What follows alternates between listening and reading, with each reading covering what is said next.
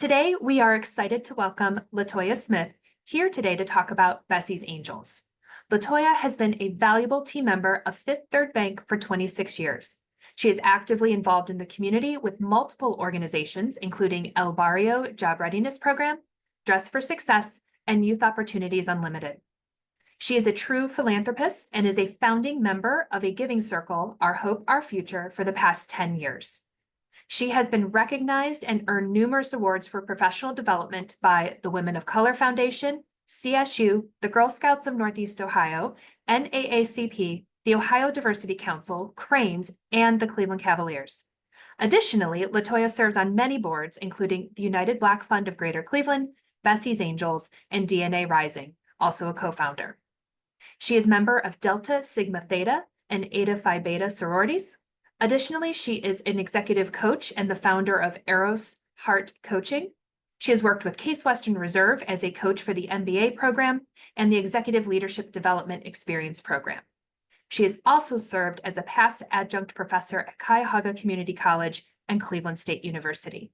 And we are very proud to call her a graduate of the Cleveland Bridge Builders class of 2018. Please welcome LaToya. Good afternoon, everyone. Yes, I'm so glad that you already shared that I'm part of the best class of 2018. So thank you for sharing that, Rachel.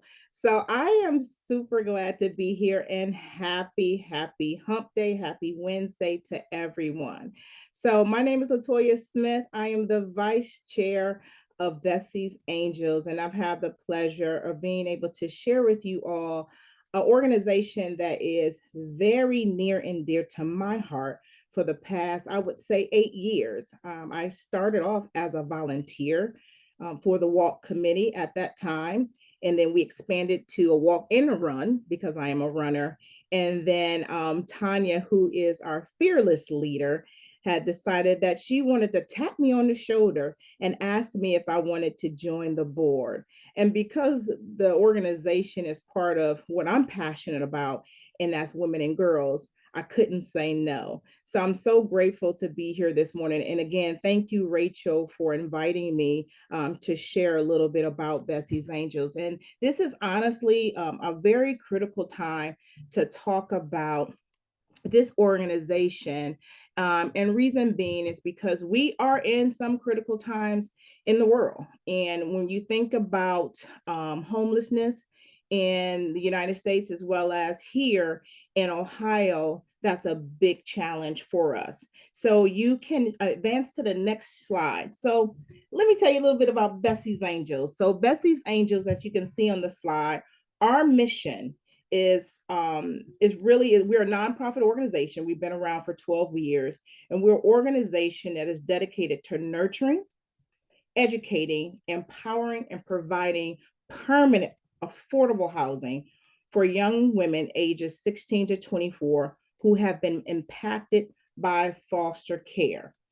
And so I just want to just share briefly a little bit about Bessie's. So Bessie was Tanya's grandmother. And Tanya, I'm not sure if she was able to join us or not, but Bessie was Tanya's grandmother, and I wish I would have had the pleasure of meeting her. But she was someone who was a foster mom, and she had many foster children back in the day. And so Tanya, who also had fostered children about maybe 14 years ago or so, Tanya had this nudge to do something similar, but she wanted to do it in a more organized way. And so she kept getting this nudge in her spirit to start a nonprofit. And that birthed Bessie's Angels. And I'm just going to pause for just a second and just say this to you. If you are getting a nudge, if there's a spirit that is whispering in your ear right now to do something, if there's a calling on your life, this is the right time to do it. And many years ago, there was a calling on Tanya's life to birth this organization. So if there is something that's on your spirit right now to do something, this is the time. And so that's the reason why Tanya started this organization many years ago. She's been very passionate about this organization. And again, this is 12 years later that she's been grinding in this work. And I'm so glad to be able to share within this passion with her. And we can advance to the next slide. So, what do we offer? So, Bessie Angels, we offer quite a bit of services. So, as you see on the screen, the first thing you see is affordable housing. And it's important that we call out that one of the top challenges that the youth today, not just the youth, but a lot of people are experiencing is homelessness.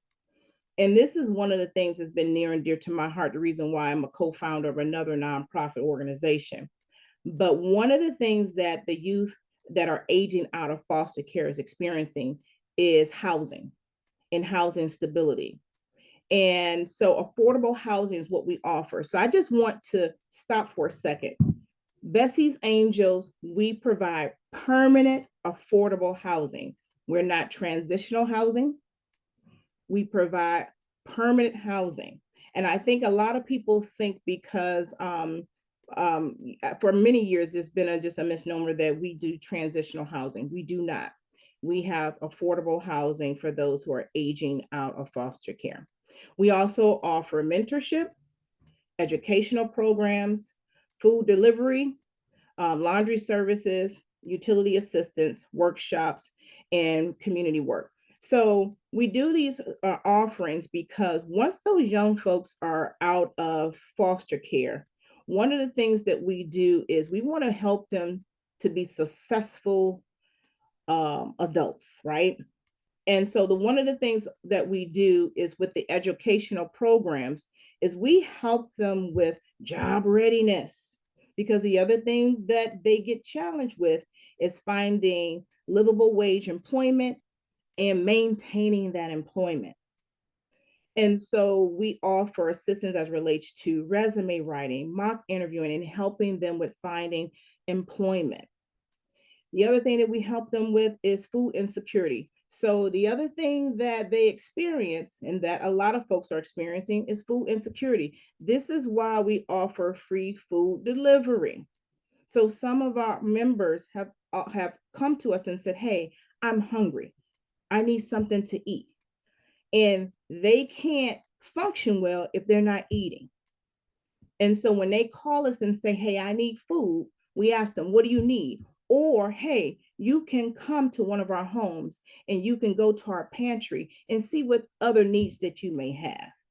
Again, we try to do whatever we can to remove barriers for our young people, for our members, to make sure that they have what they need. One of the other things as it relates to education, we have a partnership with Tri-C. Some of our young people experience maybe not getting their high school diploma or GED. So we have a partnership with Tri-C that we make sure that they can continue their education. Also, there's sometimes we have some of our members who have experienced issues with incarceration or those type of things. So we, again, try to do our very, very best to partner with them to minimize as many challenges that they may face. And then with the community workshops, we offer a lot of workshops, and I'll talk about that in just a minute. But we have many partners and resources that help us to, again, assist our members. So the monthly workshops that we have, this is mandatory for our members. So you want to be part of our program, you have to come to these workshops.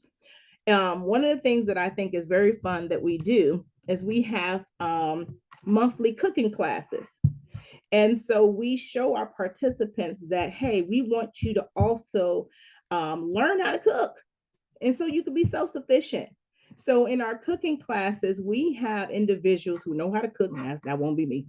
But anyway, they know how to cook. And we provide our participants with a recipe. So we have our participants say, "Hey, well, what do you want to learn how to cook?" And we provide the food. We provide all the ingredients all the way to the cookware. So we provide them everything that they need. And the reason why we do that is because just in case they move from a situation They have all the supplies with them, right? So that's why we do that.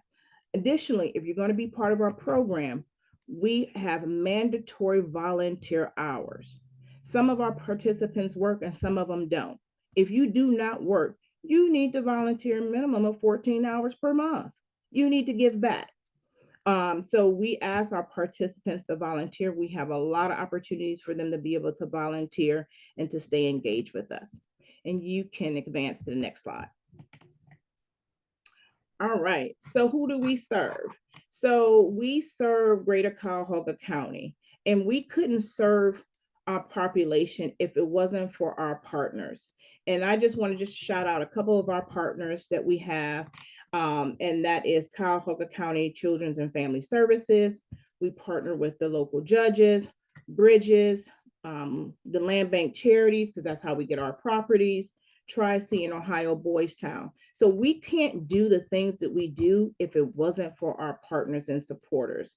Also, we have a host of volunteers that help us within our organizations, as well as we have about 11 board members, and we are a working board.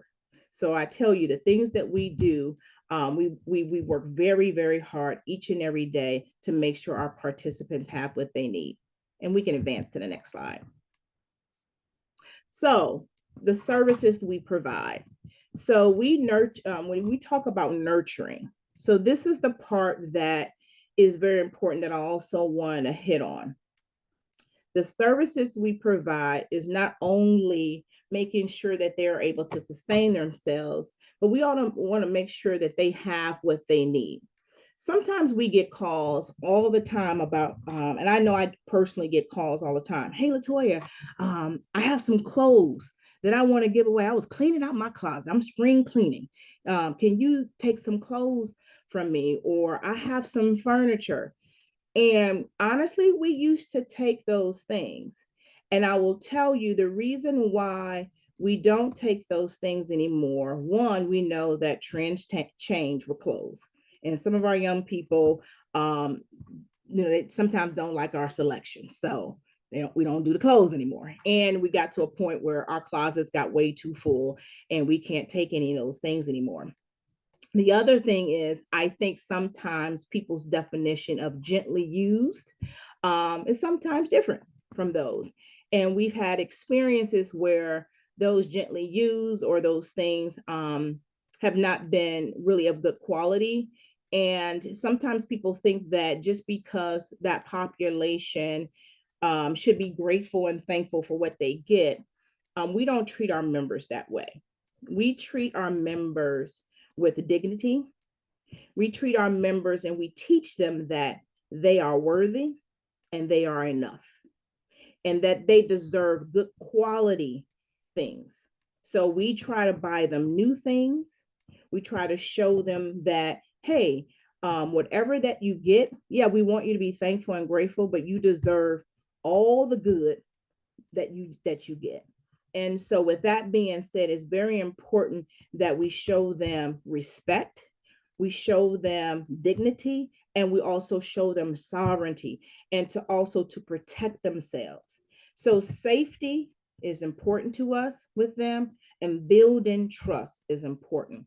So this is why we have an awesome partnership with Humble Design of Cleveland. I'm not sure if you ever heard of Humble Design. They're located out here in Solon, and we have an awesome partnership. So they stage and furnish our homes. So we no longer need to collect furniture or anything like that.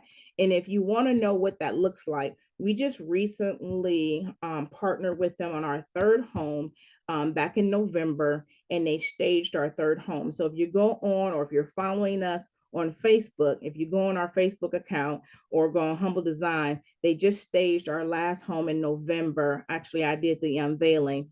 Don't pay attention because I was crying. But anyway, but you will see how they stage our homes. And so we have an awesome partnership with them. And so these homes are pretty much move-in ready once we renovate them. And so you'll see how they do those things. So that's the reason why we do not accept furniture or anything like that. We're so grateful that you all think about us, We really do. But we want to make sure that our ladies know that they are worthy. But again, we help them with buying clothes, shoes. We provide them with bus passes because, again, transportation sometimes is an issue, right? We want to make sure that they can get to work. We want to make sure they can get to school. We provide them, again, with hygiene products, anything that they need. We have an awesome partnership with a gentleman that owns a garment shop, and we make sure that they have the proper undergarment and things like that. So again, we treat our ladies with dignity. And so we want to make sure that when we are working with them and when we're mentoring them, we are helping them to understand that they are worthy. So you can advance to the next slide. All right. So this slide talks about empowerment, love, and giving a second and third chance. This particular slide is important because I will tell you, most of the ladies who come through our program probably have been through every single program that is offered here in Cleveland. And if they have landed in our program, that means they have exhausted everything out there, and we probably are their last chance. And it is now 12:17, and I don't have enough time to share with you some of the stories that some of these ladies have been through, as well as some of the stories and some of the experiences we have encountered with some of our participants in the program. Tanya, who is our fearless leader and our founder, there's not a day that she doesn't get a call. 2 o'clock in the morning, 3 o'clock in the morning. Hey, I'm stranded in Texas. Hey, I'm feeling unsafe. I have been abused. And so the stories go on and on and on. She just got a call just yesterday of, hey, do you have space in one of your homes? I have someone who's unruly and they can no longer be in my home. Now, we will take people for many reasons and give people chances. But unfortunately, when it comes to violent crime, when it comes to certain situations, unfortunately, we can't either. That was another reason why we decided to change the age group and go from 18 and start at 16. Because we noticed that if we start early with these young girls, maybe we can start building a relationship at a younger age and start addressing some of the behavior issues ahead of time. And so one of the things that we did a few years ago is we pilot with a school and in a high school a couple of years ago. And Tanya and I were going into the school on a monthly basis. We had a great time too. And we were going into the school on a monthly basis, having workshops. And we were learning a lot from these students. And some had been touched by foster care and some not. But when you start young and start building a relationship, and what I've learned the most by being on this board, because there were some things, I'm going to be honest, that I had to shift and adjust my mindset on as relates to this population.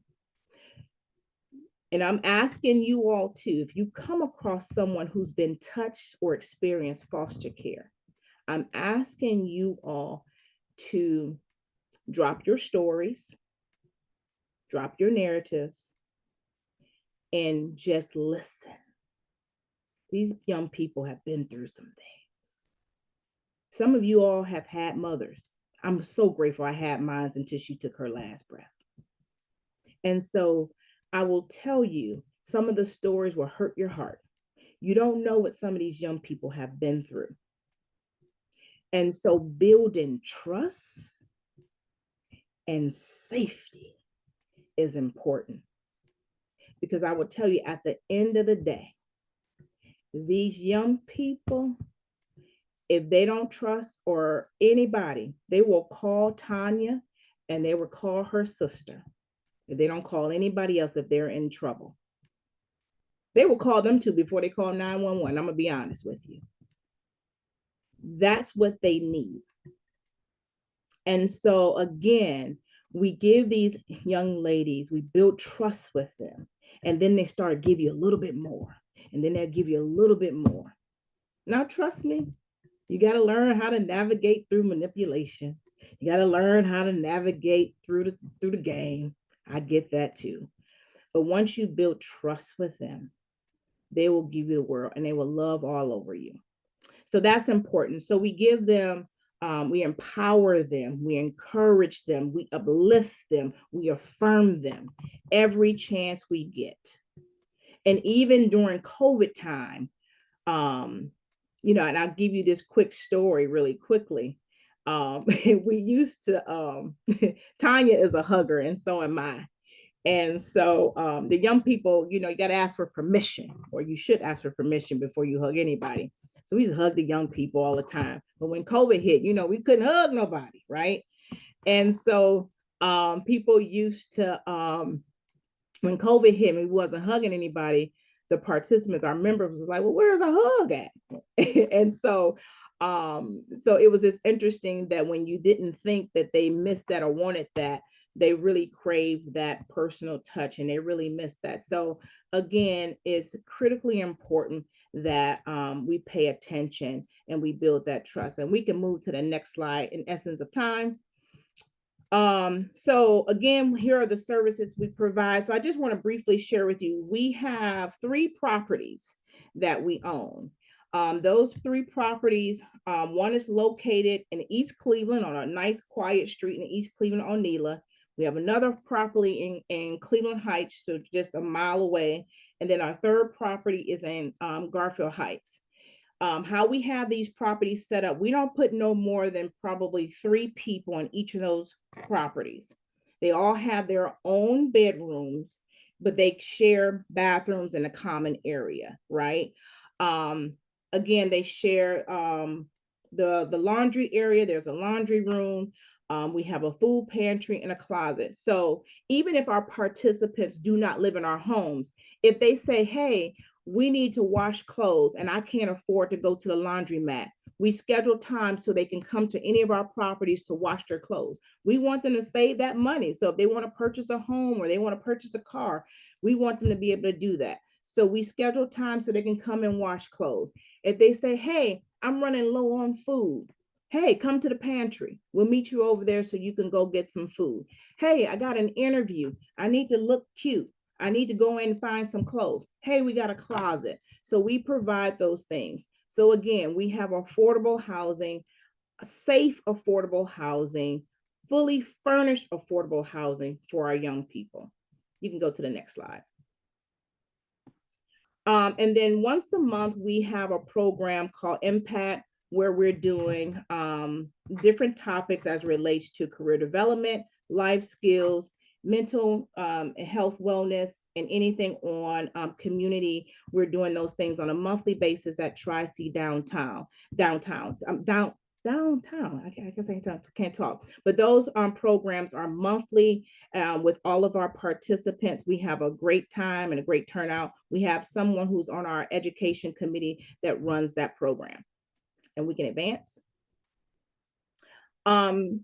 This slide is basically, if anyone ever have an issue with paying their rent or paying their utility bill, we will pay it for them. However, we will say, okay, we're gonna pay this bill for you, but we want to know what happened and what's getting in your way. So we will provide them other resources to make sure that it doesn't happen again. We'll make sure that they're on some type of budget and any other resources that they may need in order to be preventative for the next time. And we can advance. All right, if you have any questions or concerns that I don't get to at the chat because I was talking too much, you can definitely go to our website. There's our phone number. I will definitely make sure I answer your questions individually. And if you go to the next slide, because I do have a call for action. If you all can just bear with me for a minute, my call for action is this. May is foster care month. And we are having our annual 12th annual walk run. This is how we use the funds to do our programming. And what's more important is these funds this year is helping us with our capital campaign. We are looking to purchase a building. We already identified this to be able to make a more impact by having more individuals to house for this coming 2025-26. The walk is on May 31st. Registration is happening now. So you got a QR code or you can go on our website. We're looking for runners and walkers. Walkers is $25, runners is $35. We're looking for run captains.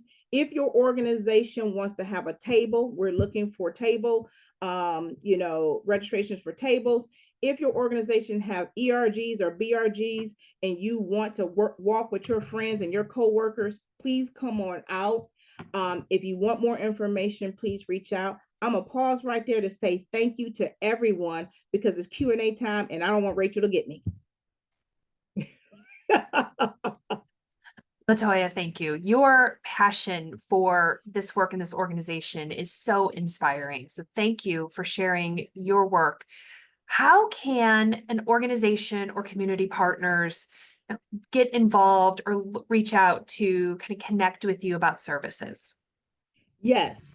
So there is let me put my information in the chat and you all can copy and paste this and call me directly and we can go from there so that I don't miss anybody. So this is my direct cell number, so you can call. So yes, we take donation as it relates to menstrual products and things like that and food. Yes, we do. We take financial donations, of course. But if anyone's interested in the walk, you can go on our website to register. If you want to register your team for your job, you can go on our website to register. We have 2 opportunities for board seats. You can call me directly for that. If you have any other questions or concerns, you can call me directly for that. Yeah. So you mentioned such a range of services and that you're a working board. Can you just talk about the structure of the organization? How big, how small? How do you make all of this happen? Yeah, we are very small and very mighty. So you're looking at 10 board members, and all of us, honestly work very, very hard to get this work done. I will tell you, Tanya, who is our board, who is our executive director, honestly, she probably gonna kill me if she's on this call, but I'm trying to get her to retire from her banking job. She works full-time as a banker. My goal as a board member is to raise funds so that she can retire and we can pay her the money to really run this organization the way it really should be run. And so we really need to have a full-time executive director and at least a part-time person to really run this organization the way it should be run. And then we need some additional board members for this working board to do some of the things that we need to do.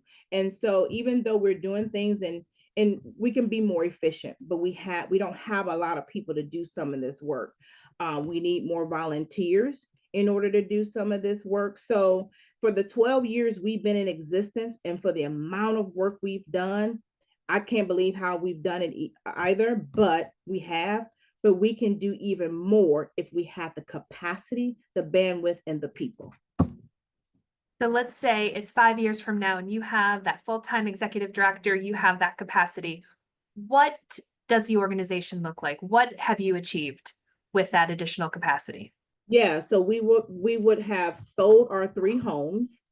We will be in a bigger commercial building where we're doing workshops. We have an apartment size building where we're housing more of our participants. We're doing workshops. We're in the community. We have a laundromat. We have a cooking facility. When I tell you it's expansive, it's expansive. And we're probably having maybe a couple of more properties throughout different communities where we're near the bus line and other places where people can work, live, and play in safer communities. But that's what you would see. LaToya, thank you so much for sharing the work of Bessie's Angels. It is truly phenomenal, all you have achieved across this time with your small but mighty set of board members. Thank you so much. And thank you again for having me. Thank you for letting me share my story. And just for all the individuals who took the time to come on out on their lunch break to hear the story.